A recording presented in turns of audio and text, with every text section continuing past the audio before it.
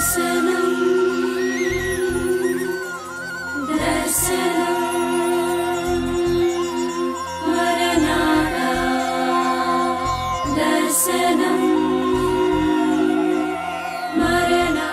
పత్రిక 3వ అధ్యాయం 7వ వచనం నుండి, అటువలే పురుషులారా, జీవమను కృపావరములో మీ భార్యలు మీతో పాలివారై ఉన్నారని ఎరిగి ఎక్కువ బలహీనమైన ఘటమని భార్యను సన్మానించి మీ ప్రార్థనలకు అభ్యంతరము కలగకుండునట్లు జ్ఞానము చొప్పున వారితో కాపురము చేయుడి. తుదకు మీరందరూ ఏకమనస్కులై ఒకరి సుఖదుఖముల యందు ఒకరు పాలుపడి సహోదరి ప్రేమ గలవారును కరుణాసిత్తులను వినయ మనస్కులనై ఉండుడి. చాలా దేవుడి మాటలు దీవించును గాక. చిన్న ప్రార్థన చేద్దాం. ప్రతి ఒక్కరూ తలలోంచి యేసయ్యని అడిగందాం. యేసయ్య, నాతో మాట్లాడు నాయన. చదవబడిన ఈ లేఖనాల్లోంచి ఈరోజు నేను ఏమి నేర్చుకోవాలో, నాకు ఏది అవసరమో సమస్తము ఎరిగిన దేవుడు తండ్రి. మీరు మాట్లాడితే మేము బ్రతుకుతాం. మీ మాటలో జీవం ఉంది, మీ మాటలో సత్యం ఉంది. అటు నీ మాటలు మాతో మాట్లాడి మమ్మల్ని సరిచేయండి. ఎక్కడ మేము సరిచేయబడాలో, ఎక్కడ మేము నేర్చుకోవాలో, మాలో ఏది లోపం ఉందో దాన్ని మాకు బయలుపరిచి నీ వాక్యం ద్వారా మమ్మల్ని గద్దించి సరిచేసి దిద్ది మా బ్రతుకులు నాయన నీ చేతుల్లో వాడబడు పాత్రలుగా ఉంచుకోమని, అలుపుడు నాయన నీ దాసునైనా నన్ను మరుగుపరిచి నీవే మాట్లాడమని యేసు నామములో అడిగి వేడుకుంటున్నాను తండ్రి, ఆమేన్. మంచిది. గత వారం మనం స్త్రీలారా మీ స్వపురుషులకు లోబడి ఉండడి. సో మీరందరూ పోయిన వారం పాస్టర్ గారు ఏంటి మా మీద పడ్డారు అనుకున్నారు. ఒక ప్రశ్న మీ అందరికీ, ఇంటికి వెళ్ళాక మీరు ఎవరైనా మీ వారిని యజమాని పిలిచారా? అమ్మా ధన్యురాలు తల్లి. ఇంకెవరైనా పిలిచారా? మీరెవరన్నా మిమ్మల్ని ఎవరైనా పిలిచారండి మీ వాళ్ళు? ఓహో ఓ సూపర్. మీరు కూడా ధన్యులు. సత్యనారాయణ గారు. శారా అబ్రహాంని ఏమని పిలిచిందంటండి? నా యజమానుడా. ఎందుకనంటే ఆ మాటలో ఈరోజు మనందరం కోరుకునేది ఏంటంటే, ఏదో ఫ్రీగా అలాగ పిలిస్తే, పేరు పెట్టి పిలుచుకుంటే, లేకపోతే ఇంకో రకంగా ఏదో పిలుచుకుంటే ఇంకా దగ్గర అవుతారు అన్నట్టుగా రీజన్స్ చెప్తారు. కానీ ఆ రీజన్స్ అన్నీ కరెక్ట్ కాదు. అలా పిలుచుకుంటే ప్రేమగా ఉన్నట్టు అనుకుంటారు కొంతమంది. అది అన్నటికీ కాదు. ప్రేమ అనేది అలాగా భర్తను పేరు పెట్టి పిలిస్తేనే ప్రేమ అనుకుంటే అది పెద్ద దౌర్భాగ్యం. అది నిజంగా వాళ్ళిద్దరూ భార్యాభర్తలు ఇద్దరు అన్యోన్యంగా ఉండడానికి ఇంకా చాలా మార్గాలు ఉన్నాయి, ఇంకా బోల్డ్ మార్గాలు ఉన్నాయి. అలాగ పేర్లు పెట్టి పిలుచుకునే లేకపోతే ఏంటి అది రకరకాలుగా చెప్పాను కదా మొన్న. ఏంటది హస్బెండ్కి ఏంటి అబ్బాయి, తర్వాత ఏమో అన్నీ సగం సగం మొక్కలే. ఈ మధ్యన ఎవరు సిస్ అంట, సిస్సో సుస్సు అర్థం మనకి. ఏంటి సుస్సు అన్నారు ఏంటో అనుకున్నాను. ఎవరో సుస్సు కాదు. ఏంటది సిస్ అంటే సిస్టర్కి వచ్చిన రోగం అది. ఇక ఈ మధ్యకాలంలో ఏవి పూర్తిగా మాట్లాడరు, అన్నీ సగం సగం మొక్కలే. దాన్ని మనం అర్థం చేసుకోవాలి. అది చాలా తెలివితేటలు ఉండాలి మనందరికీ. కాబట్టి అలా తెలివితేటలు లేకపోతే చాలా కష్టం. అన్నీ సగం సగమే వస్తాయి మన దగ్గరికి. సో ఓకే, అలాగా పేర్లు పెట్టి పిలుచుకుంటేనే ప్రేమ పుడుతుంది అంటే మాత్రం అది భ్రమ. అలాగ పేర్లు పెట్టి పిలుచుకుంటూ కూడా కొట్టుకు చచ్చిన వాళ్ళు లేరా? కొట్టుకు చావట్లేదా? సో దాంట్లో ఆ పేరుకి ఆ విధానానికి దానికి సంబంధం లేదు. కానీ పరిశుద్ధ దైవ గ్రంథం ప్రకారం దేవుడు చెప్పినట్లుగా, లేకపోతే మన పితరులు, మన ఆత్మీయ తండ్రి లాంటి అబ్రహాం గారు కానీ, తల్లి లాంటి శారమ్మ కానీ, వాళ్ళు జీవించిన ఒక విధానాన్ని, ఆశీర్వాదకరమైన దంపతులు వాళ్ళు. అలాంటి ఆశీర్వాదకరమైన దంపతులు జీవించిన విధానాన్ని మనం పాటించడం కూడా నాకు అది మనకి చాలా ఆశీర్వాదకరం. మనం చూసినప్పుడు కూడా ఎప్పుడు చాలామంది ఇలా ఉండాలి, ఇలా మనం కూడా అన్నట్లుగా మన జీవితం, మన దంపతులు అబ్రహామును శారాను చూసినప్పుడు ఎలా ఉండాలి మనం అనుకున్నామో, మనల్ని చూసినప్పుడు ఇంకొకళ్ళు అనుకోవాలి. నాకు మొన్న ఇప్పుడు దుర్గా సాకి మన పెళ్ళి అయింది కదా, అమ్మాయి రమ్య అనేది. వాళ్ళ ఇంటికి వెళ్తే మా పెళ్ళైతే మా భార్యాభర్తలు మీ ఇద్దరిలాగా ఉండాలి పాస్టర్ గారు, అలా ఉండాలి నాకు అనేది. మీ ఇద్దరిని చూస్తే చాలా ఇష్టం అండి నాకు అని చెప్పుకొచ్చేది. అంటే ఎదట వాళ్ళు చూసినప్పుడు మనం ఎట్లాగా మనల్ని అనుకుంటారో అలాగే మన పితరులు మనందరూ నడవలసినటువంటి విషయానికి వస్తే కనుక అబ్రహాము శారాల విషయంలో లాగానే మనము పూర్వకాలం మన పెద్దవాళ్ళు కూడా అనేవారు, మా యజమాని లేడండి అనేవారా? ఎవరైనా ఇంటికి వస్తే చెప్పేటప్పుడు మా యజమాని లేరండి అనేవారు. ఎంతమంది గుర్తుంది ఆ మాట అన్నట్టు? మీ ఎంతమంది తెలుసు? చాలామంది తెలుసు. మా యజమాని లేరనేవారు. అంటే నా యజమాని అనేసరికి నా మీద సర్వాధికారం ఆయనకే అన్న విషయాన్ని మనకు గుర్తు చేస్తూ ఉంటుంది. ఎందుకు పిలవాలి, ఎందుకు అది ఆ పిలవడంలో ఉన్నటువంటి గొప్ప ఆశీర్వాదం ఏంటంటే మనం లోబడతాం. దేవుడు ఏమని చెప్పాడు? స్త్రీలారా మీ స్వపురుషులకు లోబడండి. నీవు లోబడాలి అంటే ఎప్పుడైతే నీ భర్తని యజమాని అన్నట్టుగా నువ్వు మాట్లాడుతున్నావో, పిలుస్తున్నావో, నీ యజమానికి లోబడాలి అనే మనసు నీకు పుడుతుంది. లేదా ఆ యజమాని అనే పిలుపు నీకేం చెప్తుందంటే నువ్వు లోబడాలని చెప్తుంది. ఆ యజమాని అనే పిలుపులోనే నీవు నీ భర్తకి, అంటే నీ భర్త పైన, నీ భర్త యజమానుడు, ఆయనకి నువ్వు లోబడాలి అనే విషయాన్ని ఆ పిలుపులోనే ఉంది. అప్పుడు ఎప్పుడైతే మీరు మీ భర్తని యజమానిగా చూస్తారో, అంటే అంతగా ఒక యజమాని కింద దగ్గర పనిచేసేటువంటి వాళ్ళు, లేకపోతే వాళ్ళు ఎలా ఉంటారో ఆ రీతిగా గౌరవిస్తూ మర్యాదలు ఇస్తూ ఉంటే కనుక మీ కుటుంబం చాలా ఆశీర్వాదకరంగా ఉంటుంది. ఈరోజు సగం కుటుంబాల్లో సమస్యలు ఎక్కడ ఉన్నాయంటే భర్తని గౌరవించకపోవడంలోనే సగం సంసారం గాల్లో కలిసిపోతుంది, అందరికీ లోకు అయిపోతూ ఉంది. కాబట్టి ఆ మాటలోనే మనకు లోబడడం అనేది ఆ మాట మనకు నేర్పిస్తుంది. సో ఇంకా చెప్పాడు కదా, స్త్రీకి ఏం ఉండాలంటే, ఎలాంటి అలంకారం ఉండాలంట? మృదువైనట్టు సాధువైనటువంటి అక్షయాలంకారంగా మన మనసు ఉండాలి. మీ మనసు, మీకు ఒక సాధువైనట్టు మనసు, మీకు ఒక అలంకారం, అదొక మీకు ఆభరణం లాంటిది. సాధువైన మనసు నీకుంటే కనుక అది నువ్వు మెడలో వేసుకుని ఎంత మురిసిపోతావో, అదో లేకపోతే నడానికి పెట్టుకున్న వడ్డానం పెట్టుకుని ఎంత మురిసిపోతావో, అలా మురిసిపోవడానికి మరొక ఏంటంటే సాధువైనట్టు మనసు నీకుంటే నీవు అంత మురిసిపోతావు, నిన్ను చూసి అందరూ మురిసిపోతారు. సో స్త్రీకి అలంకారం ఏదంటే వడ్లానము నగలు కాదు, కానీ సాధువైనట్టు మృదువైనట్టు, చాలా మృదువుగా ఉండాలి మాటలు. అవే ఆ స్త్రీకి నిజమైన అలంకారాలని దేవుని పరిశుద్ధ లేఖనాలు తెలియజేసుకుంటూ వచ్చాయి, మనం మాట్లాడుకుంటూ వచ్చాం. అయితే ఇక్కడ మరొక విషయం ఏం చెప్తున్నారంటే, పురుషుల దగ్గరికి వచ్చేసరికి, అటువలనే పురుషులారా జీవమును కృపావరములో మీ భార్యలు మీతో పాలివారై ఉన్నారని ఎరిగి ఎక్కువ బలహీన ఘటమని భార్యను సన్మానించి మీ ప్రార్థనలకు అభ్యంతరముకు కలుగకుండునట్లు జ్ఞానము చొప్పున వారితో కాపురం చేయండి. సో ఇక్కడ పురుషులు ఒకటి జ్ఞాపకం చేసుకోవాలి. స్త్రీల దగ్గరికి వచ్చేసరికి స్త్రీలు జీవమను కృపావరములో వాళ్ళు మనకు ఒక కృప ఉంది, దేవుడు మనకు ఒక వరం ఇచ్చాడు.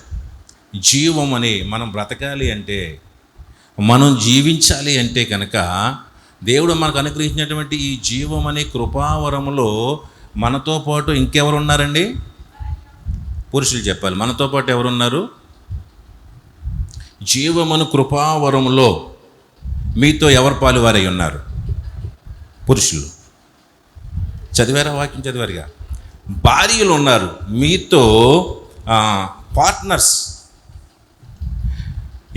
ఏ విషయంలో అంటే జీవం అనే కృపావరం. ఎంతమందికి మనకి కోరుకుంటాం ఈ జీవం అనే, మనం బ్రతకాలి, మన జీవం అనేది మనం సజీవంగా ఉండాలి, జీవించేవారిగా మనం ఉండాలి అనేటువంటి ఆశ ఎంతమందికి ఉంటుంది? ఇక్కడ అందరికీ ఉంటుంది. అలాంటి కృపావరములో మీ భార్యలు మీతో కూడా పాలిభాగస్తులై ఉన్నారని మనం తెలుసుకోవాలి. మొదటిగా నేను ఒక్కడనే కాదు, నేనే కాదు, నేను జీవించాలి అంటే దేవుడు నాకు జీవించడానికి నాకు అనుగ్రహించిన ఈ కృపావరములో దేవుడు నాతో పాటు నా భార్య కూడా పార్ట్నర్ అయ్యింది, పాలి భాగస్థురాలయ్యింది అనే విషయాన్ని నువ్వు గుర్తెరగాలి. మొదటిగా గుర్తెరగడమే కాకుండా ఆవిడ గురించి నువ్వు తెలుసుకోవలసిన మరొక విషయం ఏంటంటే, ఆవిడ బలహీనమైన ఘటమని భార్యను సన్మానించి.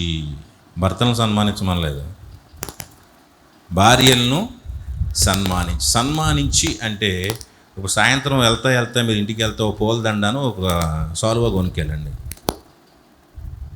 అవి తీసుకెళ్ళి ఒక దండ వేసి సాల్వా కప్పితే వాళ్ళని సన్మానించినట్టు అవుతుంది. ఓకేనా? సన్మానం అంటే అసలు అర్థం ఏంటి? వాళ్ళను గౌరవించటం, వాళ్ళ ఆలోచనలకు వారికి విలువనివ్వడం. కొన్నిసార్లు అంటాం, నీకేం తెలుదురుగా మడగా అన్నీ మరి మనకే తెలిసినట్టు. ఒక వారం రోజులు ఆవిడ లేకపోతే టీ పొడి ఎక్కడ పెట్టావో అని ఫోన్ చేయాలి, ఫలానా ఎక్కడ పెట్టావో కనపడలేదని ఫోన్ చేయాలి. అన్నీ మనకే తెలిసినట్టు ఫీల్ అయిపోతాం ఉండగానే. కానీ ఒక్క 4 రోజులు తప్పుకుంటే అప్పుడు తెలుస్తుంది ఎక్కడేముందో. నా బట్టలు ఎక్కడ పెట్టావు, నా ప్యాంట్ ఎక్కడ పెట్టావు ఏమీ తెలియదు మనకి. ఏదన్నా వాళ్ళు చెప్పొస్తే మాత్రం ఏమంటాం మనం? ఎవరిగా నీకేం తెలియదు మాటగా అంటాం. కానీ వాళ్ళని మనం గౌరవాల్ని, వాళ్ళ ఆలోచనల్ని, వాళ్ళకి విలువనివ్వడం, వాళ్ళకి విలువనిచ్చి వాళ్ళని గౌరవించడం, వాళ్ళని సన్మానించడం అంటే వారిని ప్రేమించడం, వారికి కూడా ఒక మనసు ఉంటుందని ఎరిగి ఆ మనసును ఎరిగి ప్రవర్తించటం. మనకి ఎలాగ మనసు ఉంటుందో అలాగే వాళ్ళకు కూడా మనసు ఉంటుంది. మనకి ఎలాగ ఆత్మాభిమానం ఉంటుందో స్త్రీలకు కూడా అలాగే ఆత్మాభిమానం ఉంటుంది. మనం అన్ని విషయాల్లో వాళ్ళని చాలా చీప్గా, అసలు ఏమీ చేతగాని వాళ్ళలాగా, అసలు ఆడవాళ్ళు మీకేం తెలిసి మీ అన్నట్లుగా మనం వాళ్ళని తీసిపాడేసి వాళ్ళ ఆత్మాభిమానాన్ని మనము దెబ్బతీస్తే, తీస్తే మనం ప్రేమించినట్టు కాదు, వాళ్ళని సన్మానించినట్టు కాదు. ఎవరైతే వాళ్ళని గౌరవిస్తామో వాళ్ళ ఆలోచనలు కొన్నిసార్లు వాళ్ళ సలహాలను మనం తీసుకుని వాటిని కూడా మనం ఆచరణలో, ఒకసారి ఎప్పుడైనా వాళ్ళు చెప్పినటువంటి ఒక మాటను మనం విని దాన్ని ఆచరణలో పెట్టండి. ఇక మా ఆయన గారు ఇది నేను చెప్పిందే చేశారు తెలుసా నీకు అని 100 మందికి చెప్తారు. సో వాళ్ళకి సంతోషం, వాళ్ళకి అది అంటే నా అభిప్రాయాన్ని కూడా తీసుకుని దాన్ని వినడమే కాదు, దాన్ని ఇంప్లిమెంట్ చేసినప్పుడు మనం ఎక్కడన్నా వాళ్ళకి చాలా సంతోషంగా ఫీల్ అవుతూ ఉంటారు. ఏదైనా ఒక ఫంక్షన్ చేద్దాం అనుకున్నప్పుడు వాళ్ళు చెప్పింది చేయండి, వాళ్ళు చెప్పిన ఐటెం అందులో పెట్టండి. ఇక చాలు, ఇంక వీళ్ళకి పండగ. వీళ్ళకి వాళ్ళు చెప్పిన ఐటెం పెడితే, ఈ ఐటెం ఎవరు చెప్పారు తెలుసా ఫంక్షన్లో పెట్టమని? నేనే చెప్పాను, మా ఆయన బాగుందా అంటారు. అలా మగదానందం అనమాట వీళ్ళకి. అట్లాగా కొన్ని ఇది ఒకటే అని కానీ కొంచెం అలా ప్రతి విషయంలో వాళ్ళకి ఏంటి, సన్మానించడము అంటే దండలు కప్పడమో, లేకపోతే సాలువాలు కప్పడమో, లేకపోతే మంచి చీర కొనుక్కొచ్చి ఇవ్వడమో, ఇవన్నీ సన్మానించడం అవ్వదు కాదని. అసలు సన్మానించడం అనే మాటకు అర్థం ఏంటంటే కనుక వాళ్ళను గౌరవించటం. స్త్రీలను అగౌరవపరచకుండా స్త్రీలను ఏం చేయాలి, మనం గౌరవించాలి. కానీ నేటి సమాజంలో, మన పద్ధతుల్లో, మన సాంప్రదాయాల్లో ఎలా ఉంటుందంటే స్త్రీలకి కాస్త గౌరవించడం తక్కువ. వాళ్ళు ఏదో దాన్ని లాక్కోవాలని చూస్తున్నారు, కానీ లాక్కున్న ప్రయోజనం ఉండదు. ఎలాగ రావాలంటే అది స్వతహాగా మనసులోంచి వచ్చేలాగా వాళ్ళు ప్రవర్తించాలి. 2 పురుషులు కూడా ఆ స్త్రీల యొక్క మనసులను ఎరిగి, ఎందుకంటే ఇది మనం చెయ్యాలని మనం పెట్టుకున్న రూల్ ఏం కాదు. ఎవరు పెట్టిన రూల్ ఇది? ఎవరండి? సాక్షాత్తు దేవుడు పెట్టాడు. ఇది దేవుడు పెట్టినటువంటి రూలు, దేవుడు మాట్లాడిన మాట. కాబట్టి మనము ఖచ్చితంగా వాళ్ళని ఏం చేయాలంటే వాళ్ళను బలహీన ఘటమని భార్యను సన్మానించి, ఈ విషయంలో నేటి సమాజంలో మరి భార్యలను అలాగ సన్మానించడం అంటే అలాగ గౌరవించి ప్రేమించి వాళ్ళ మాటను కూడా ఆచరణ తీసుకున్న కుటుంబాలు ఎన్నున్నాయో మనకు తెలియదు. కానీ చాలా విషయాల్లో ఈ విషయంలో మనం చాలా వెనకబడి ఉంటామేమోనని అనుకోవాలి. ఎందుకంటే మన సమాజంలో మగవాళ్ళ ఆధిపత్యం ఎక్కువ. వాళ్ళ ఆధిపత్యానికి ఎప్పుడు డోకా లేదు, అది ఉండాలి, అది లేకపోతే ప్రమాదం. కానీ అదే సమయంలో స్త్రీలను దేవుడు చెప్పినట్లుగా వాళ్ళ బలహీనతలను మనం అర్థం చేసుకుని, ఇక్కడ పేతురు గారు క్రైస్తవ భర్తలతో మాట్లాడుతున్నాడు. ప్రాముఖ్యంగా ఈ మాట క్రైస్తవ భర్తలు గమనించాల్సిన విషయం ఇది. అంటే దేవుణ్ణి ఎరిగినటువంటి కుటుంబాల్లో ఉన్నటువంటి భర్తలకు ప్రత్యేకంగా ఈ మాటను మనం వర్తింపజేసుకోవాలి. ఎందుకంటే ఇక్కడ తెలివైన విధంగా మనం ఉండాలి, చాలా తెలివిగా ఉండాలి, చాలా చాకచక్యంగా ఉండాలి. పురుషులు ఇక్కడ ఉండి భార్యను అర్థం చేసుకుని వారితో మెలగాలని అర్థం. అలాగే వారి సమస్యలను, కోరికలను, బలహీనతలను అర్థం చేసుకోవాలి. వాళ్ళకి సమస్యలు ఉంటాయి, వాళ్ళకి కోరికలు ఉంటాయి. వాళ్ళకి కొన్ని బలహీనతలు ఉంటాయి, వాటిని మనం అర్థం చేసుకోవాలి. వాళ్ళ కోరికలు ఉంటాయి, వాటిని అర్థం చేసుకోవాలి. ఎలాంటి కోరికలు ఉంటాయి వాళ్ళకి? కొన్నిసార్లు వాళ్ళ కోరికలు మనం అర్థం చేసుకోవాలి, వాళ్ళ మనసు అర్థం చేసుకోవాలి. ఎలాగనంటే ఈ మధ్యన కొత్తగా కొంతమంది ఆట ఆడుతున్నారు, మీరు చూసారో లేదో. ప్రశ్న అడుగుతూ ఉంటుంది భార్య భర్తని, ఏమనంటే మన ఇంట్లో అందరికంటే ఎవరు మంచివారు అంటుంది భార్య భర్తని. ఆడేమనాలంటే నువ్వే నువ్వే నువ్వే అనాలి. మన ఇంట్లో అస్తమానం గొడవలు పెట్టుకునే దేవుడు అంటుంది అమ్మాయి, నేనే నేనే నేనే నేనే అని చెప్పాలి. అర్థమైందా ఆట? ఇలాగనమాట. ఇప్పుడు మళ్ళీ అంటుంది అనమాట, ఆవిడ ఆ భార్య అడుగుద్ది భర్తని, ఎవరమ్మా నాన్నలు మంచోళ్ళు? మీ అమ్మ నాన్నలు మంచోళ్ళు, మీ అమ్మ నాన్నలు మంచోళ్ళు ఇలా చూపించాలి వీళ్ళు. ఎవరమ్మా నాన్నవాళ్ళు చెడ్డోళ్ళు? మా అమ్మ నాన్న అని చెప్పాలి మనం. ఇంకప్పుడు వాళ్ళు పొంగిపోతారండి. ఇలాంటి ఆటలు ఆడుకుంటున్నారు, ఆడుకోండి అప్పుడప్పుడు. ఆడుకున్నప్పుడు మాత్రం మంచివన్నీ మీరు తెలివిగా ఉండాలి, మనం తెలివిగా ఉండాలి. మనం ఏం చేయాలంటే ఏదన్నా ఇలాంటి డిఫికల్ట్ క్వశ్చన్లు అడుగుతారు మనం. వాళ్ళ అమ్మ కొనుక్కొచ్చిన 1000 రూపాయల చీర పక్కన పెట్టి, నువ్వు కొన్న 10,000 చీర పక్కన పెట్టి, ఇందులో ఏది బాగుంది అంటది. ఆ 1000 రూపాయలు అదే బాగుంది అదే బాగుంది అదే బాగుంది అనాలి నువ్వు, లేకపోతే నువ్వు చచ్చావే. సో ఇలాంటి గేముల్లో జాగ్రత్తగా చాకచక్యంగా వాళ్ళ కోరికలను అర్థం చేసుకుని ఏం చెబితే వాళ్ళు సంతోషపడతారో. ఎందుకంటే బలహీనలు కదా, పాపం చిన్ననాటికి అలాగా సంతోషపడతా ఉంటారు కాబట్టి ఏది చెప్పితే వాళ్ళు సంతోషపడతారో వాళ్ళ కోరికలు ఎరిగి కొంచెం పురుషులు తెలివిగా కాపురం చెయ్యాలి అని చెప్తా ఉన్నాడు. ఎందుకు నాకు కొన్ని విషయాలు, ఏదైనా షాపింగ్ వెళ్దామన్నారు అనుకోండి, మనకి వాస్తవంగా ఆ రోజు చాలా ఫ్రీగా ఉంటాం, పని ఏమీ ఉండదు. తింగరోడ్లాగా ఈరోజు ఖాళీ వెళ్దాం పద అనకూడదు, నేర్చుకోండి. ఆఫీస్లో చాలా ఒత్తిడి ఉంది, ఈరోజు మా బాస్ మానవద్దు అన్నాడు, ఓ పక్కన నువ్వు అడిగావు, సరే ఒకసారి ఆగు అని చెప్పి వెళ్ళి బయటికి వెళ్ళి వచ్చి, సరే ఒప్పుకోలేదు నీకోసం గొడవనే పెట్టుకున్నాను ఎవరు మా ఆఫీసర్తోను, ఏదైతే అది అవనాయి, ఇక నువ్వు అడిగాక నేను ఎలా కాదంటాను, సరే వెళ్దాం పద అనాలి. అయ్య బాబోయ్, ఇక మా ఆయన ఈరోజు ఆఫీసు మాని ఆ బాస్తో గొడవ పెట్టుకుని నా కోసం నేను రమ్మంటే వచ్చాడని చెప్పి ఎంత మురిసిపోతుందో. మనం ఏంటంటే ఖాళీ ఉంటే మాత్రం ఖాళీ ఉందని చెప్పేద్దాం. అంటే ఖాళీగా ఉన్నానని ఒప్పుకున్నావు ఈరోజు, నాకు నువ్వు ఒప్పుకున్నప్పుడే అర్థమైంది నీకు పని ఏమి లేదని. తెలిసిపోద్ది వాళ్ళకి, విలువ ఉండదు. వెళ్తాం తప్పదు, కొనటం తప్పదు, డబ్బులు జేబులో తీయడం తప్పదు, తర్వాత ఏముండదు, ఖాళీగా ఉన్నాడు కాబట్టి వచ్చాడంటది అంతే. అలా కాకుండా కాస్త తెలివిగా, అంటే లేనప్పుడు చెప్తే బాగుండేది కానీ తెలిసిపోతున్నాయి, అయినా సరే జాగ్రత్తగా మేనేజ్ చేసుకోవాల్సిన బాధ్యత మనదేది. సో వాళ్ళు బలహీన ఘట్టమని భార్యను సన్మానించి ఎందుకు ఇవన్నీ చెయ్యాలి ప్రాముఖ్యంగా అంటే కనుక మీ ప్రార్థనలకు అభ్యంతరము కలుగకుండునట్లు.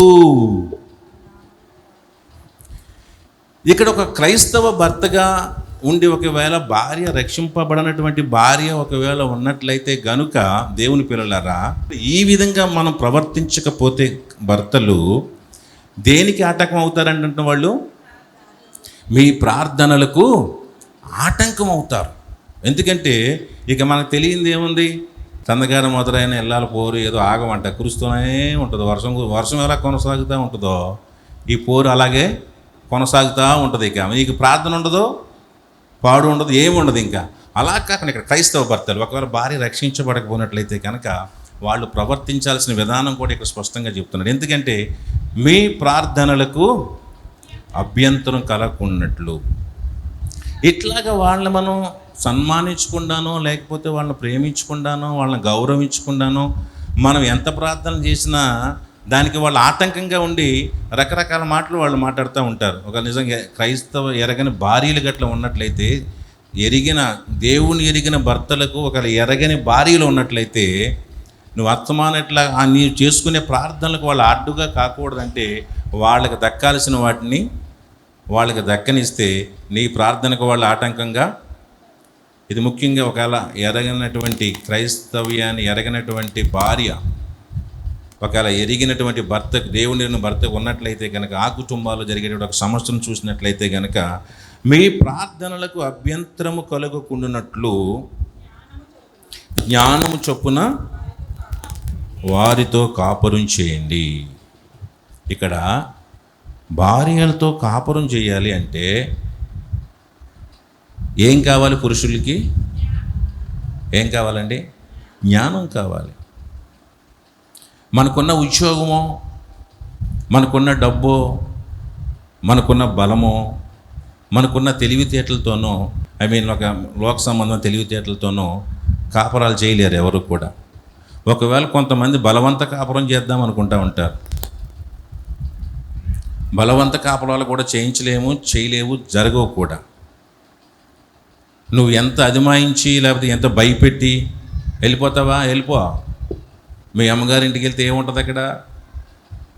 ఏమీ లేదు. ఎక్కడ ఉన్నట్టు నీకు దొరుకుతాయా? అలాగుంటుందా అని చెప్పి కొంతమంది బెదిరించి కాపురాలు చేయించుకునే వాళ్ళు ఉన్నారు. మీ అమ్మగారింటికి వెళ్తే ముద్దెడతాగా లేదు అక్కడికి. ఇక్కడ నీకు 3 పూటలు అన్నీ ఏది కావాలితే తెచ్చిపెడ, ఎల్లో ఎక్కడికి వెళ్తావా అంటాడు.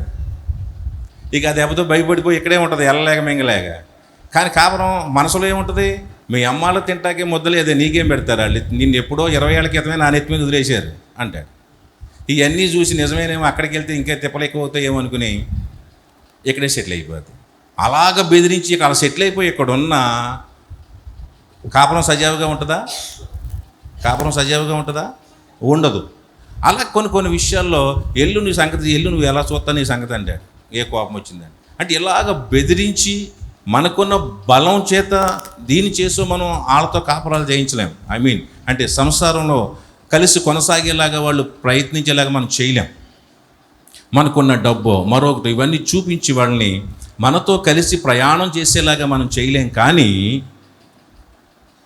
ఆ సంసారం సరిగా ఉండాలి అంటే దేవుని లేఖనం చెప్తున్న మాట ఏంటంటే మనకేముండాలి? పురుషులకి ఎలా చేయాలి కాపురం?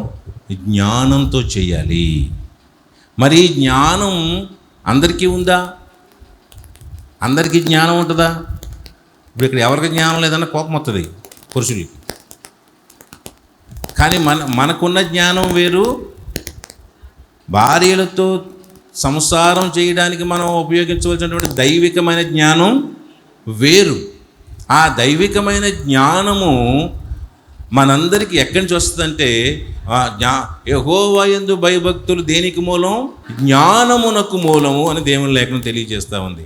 అంటే నీకు జ్ఞానం కావాలి అంటే మనం ఏం చేయాలి? మీకు ఏముండాలి? దేవుని యందు భయభక్తులు కలిగి ఉండాలి. దేవుని యందు భయభక్తులు కలిగి ఉంటే మీకు జ్ఞానం వస్తుంది. ఆ జ్ఞానంతో నీ కుటుంబాన్ని, నీ భార్యను నీకు లోపరుచుకున్నట్లుగా, నీకు విధేయత చూపించినట్లుగా నీ భార్యను నీకున్న జ్ఞానం చేత సంపాదించుకోగలుగుతావు.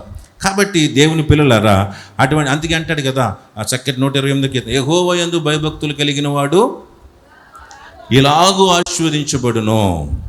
నిశ్చయంగా నీ చేతుల కష్టార్జితము నీవు అనుభవించదువు. నీ భార్య నీ లోగిట ఫలించు ద్రాక్షావల్లి వలె ఉండును. నీ పిల్లలు నీ భోజనపు బల్ల చుట్టూ ఒలీవ మొక్కల వలె ఉండును. హల్లెలూయా, ప్రైజ్ ద లార్డ్.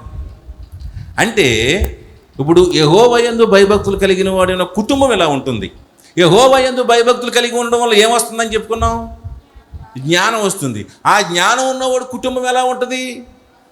నిశ్చయంగా నీ చేతుల కష్టార్జితం నువ్వు అనుభవిస్తావు. నీ చేతుల కష్టార్జితము పరుల పాలు కాదు.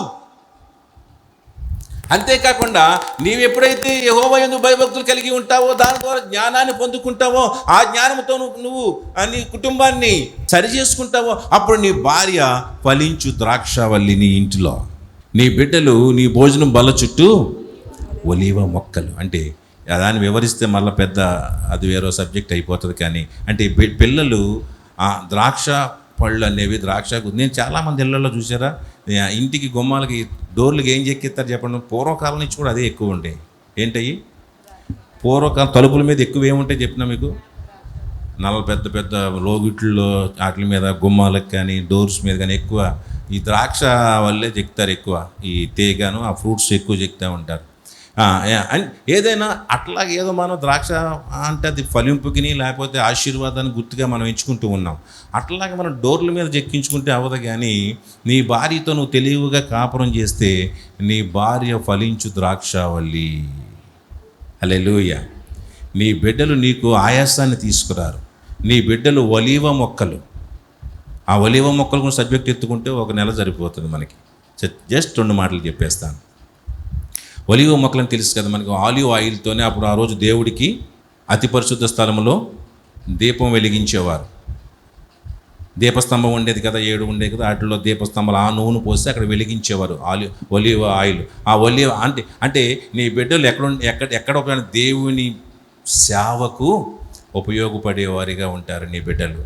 అంత ప్రశస్తమైన పని కొరకు నీ బిడ్డల్ని దేవుడు ఎన్నుకుంటాడు. అంతేకాకుండా ఆ ఆలివ్ మొక్కల ఆయిల్ అనేది మనకు తగిలిన గాయాలకు కూడా దాన్ని కట్టుకడితే తగ్గుతుంది అంటారు. అంటే గాయాలను మానిపేవారిగా ఉంటారు, కానీ మీ బిడ్డలు గాయాలు చేసేవారిగా ఉండరు. ఈరోజు చాలామంది పిల్లలు తల్లిదండ్రులకి ఎలా ఉంటున్నారు, గాయాలు చేసేవారిగా ఉంటున్నారు. కానీ అలా గాయాలు కాకుండా గాయాలు మానిపేవారిగా నీ పిల్లలు ఉండాలంటే కనుక నీకేముండాలంటే పురుషుడికి యెహోవా యందు భయభక్తులు కలిగి ఉండాలి. అలా కలిగి ఉంటే అటువంటి ఆశీర్వాదం కలుగుతుందని దేవుడు చెప్తున్నట్లుగా, అందుకే మనం ఎలాగ కాపురం చేయాలంటే జ్ఞానము చొప్పున వారితో కాపురం చేయండి. సో మనకున్న లోక సంబంధమైన జ్ఞానం కాదు, కానీ దైవికమైన జ్ఞానము మనకు కావాలి.